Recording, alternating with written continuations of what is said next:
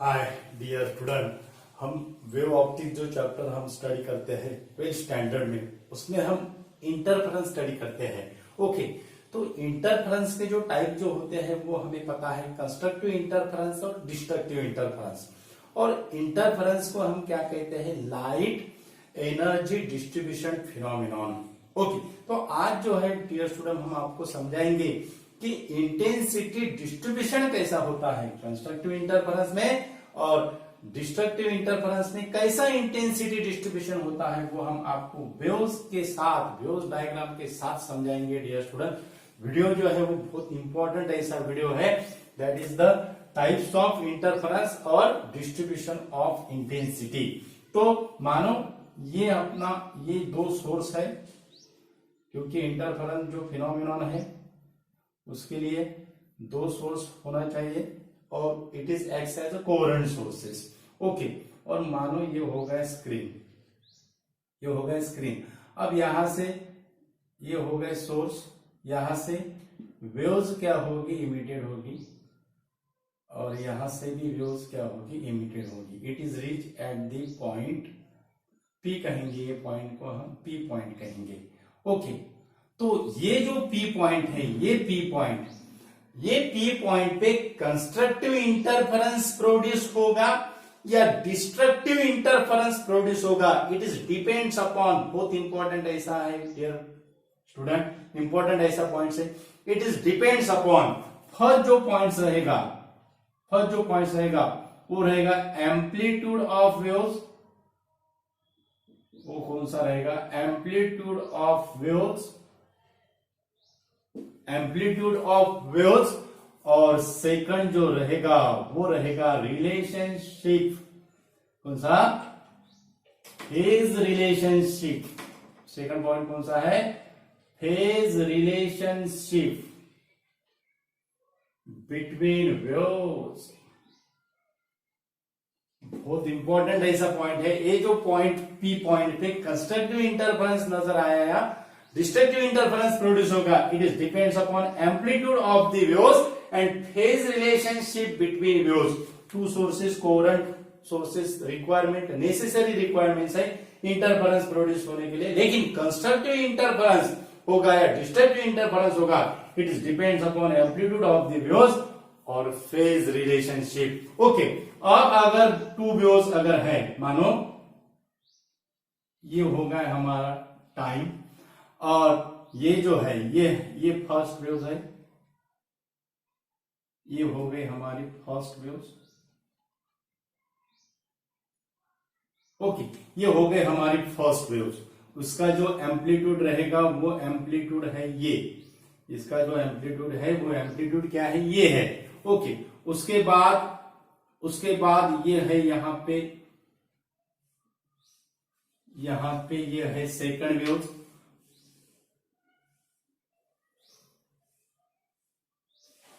ये हो गई हमारी, ये हो गई हमारी सेकंड वेव।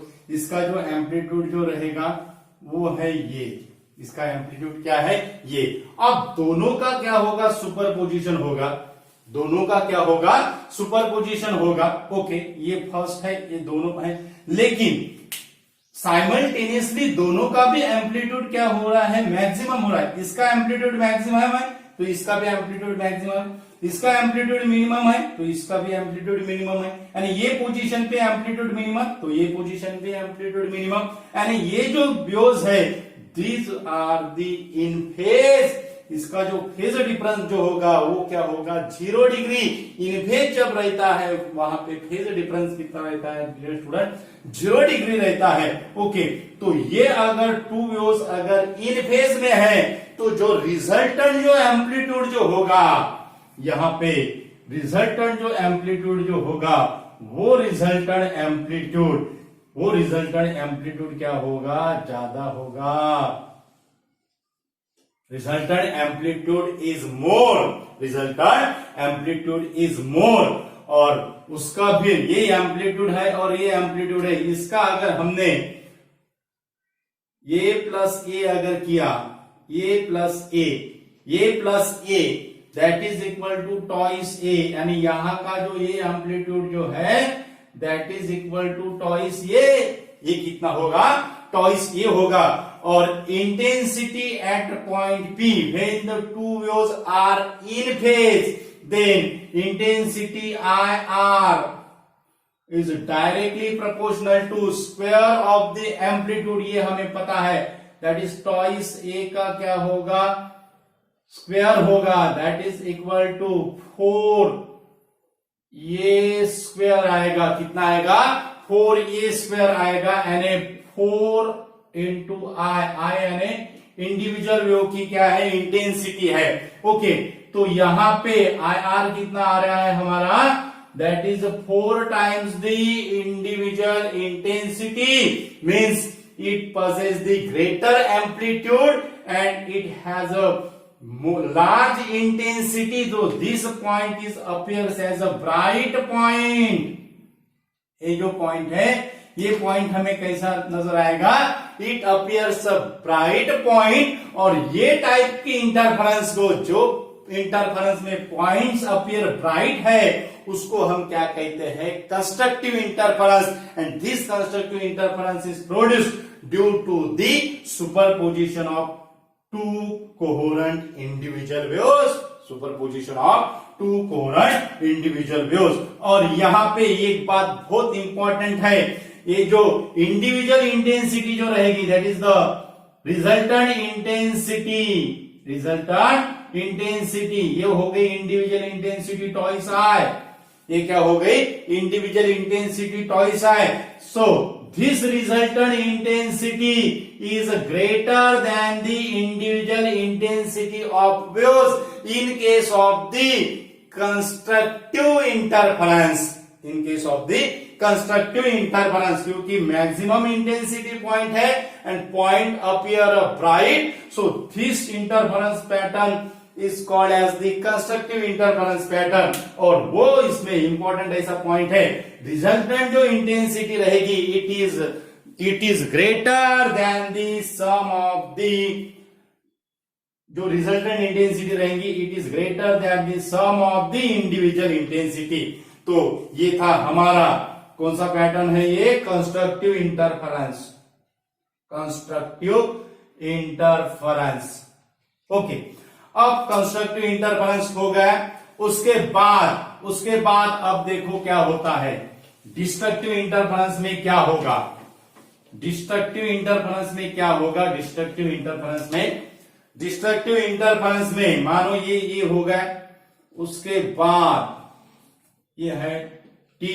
अब डिस्ट्रक्टिव इंटरफेरेंस में देखो क्या होगा, मानो अगर ऐसा अगर सुपरपोजिशन अगर हुआ,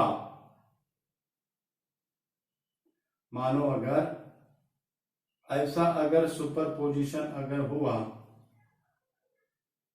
ओके, ऐसा अगर सुपरपोजिशन अगर हुआ तो ये मैक्सिमम एम्पलीट्यूड हुआ, और ये वो टाइम पे ये जो होगा ये निगेटिव एम्पलीट्यूड, यानी यहाँ पे ये जो आएगा ये क्या आएगा, निगेटिव आएगा। तो ये जो दो वेव्स है, इसका जो सुपरपोजिशन जो होगा, वो सुपरपोजिशन आउट ऑफ फेज होगा, क्योंकि यहाँ पे ये मैक्सिमम है और यहाँ पे ये मिनिमम है, यानी यहाँ पे जो रिजल्टेंट जो इंटेंसिटी जो आएगी, it is zero in a straight line, it is a zero in a straight line आएगी डियर स्टूडेंट। और यहां पे फिर रिजल्टेंट इंटेंसिटी जो हो गई, ए और ये I R that is equal to क्या होगा, इसका सुपरपोजिशन, यानी अब इसकी हमें पहले एडिशन करना पड़ेगा। एडिशन कितनी आएगी, ये प्लस ऑफ माइनस ये, that is equal to zero.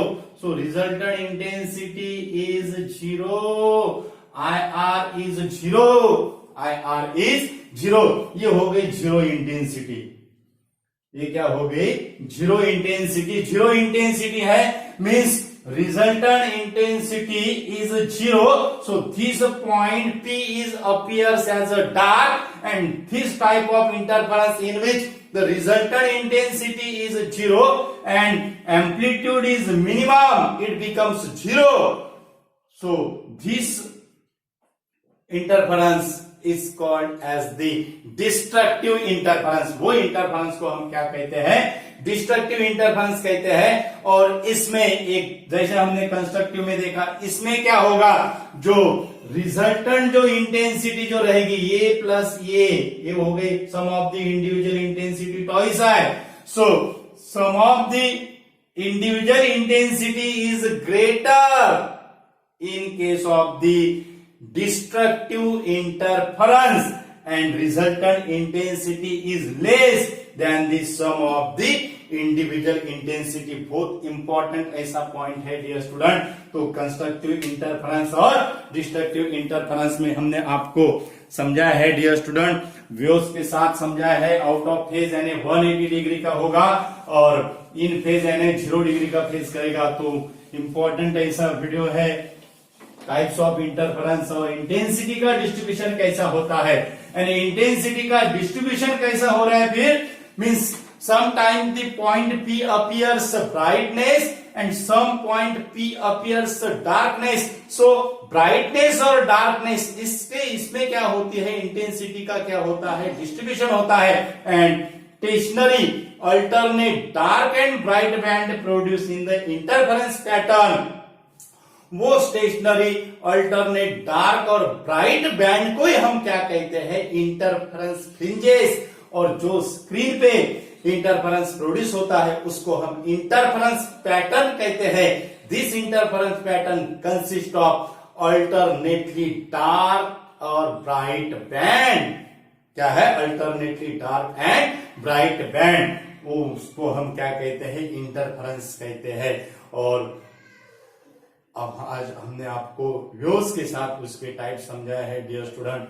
तो रीडिस्ट्रीब्यूशन कैसा होता है इंटेंसिटी का, ये हमने आपको वेव्स के साथ समझाया है। Thank you so much dear student.